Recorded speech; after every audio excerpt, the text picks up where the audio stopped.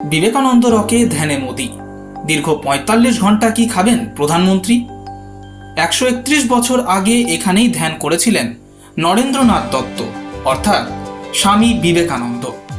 কন্যাকুমারীর সেই বিবেকানন্দ রকেই এবার ধ্যানে বসেছেন প্রধানমন্ত্রী নরেন্দ্র মোদি। প্রায় ৪৫ ঘন্টা সেই ঐতিহাসিক স্থানেই ধ্যান করছেন মোদি, যে জায়গাকে বিশ্ব চেনে ধ্যান মণ্ডপম নামে। বৃহস্পতিবার তিরুঅনন্তপুরমের ভগবতী আম্মান মন্দিরে পুজো সেরে ধ্যানে বসেছেন প্রধানমন্ত্রী। এই ৪৫ ঘন্টা শুধু তরল খাবার খাবেন প্রধানমন্ত্রী। তার ডায়েটে মূলত থাকছে ডাবের জল, আঙুর ফলের রস এবং জুসের মতো তরল খাবার। জানা গিয়েছে এই ৪৫ ঘন্টা কারো সঙ্গে কথা বলবেন না Modi. Bureau report, express news.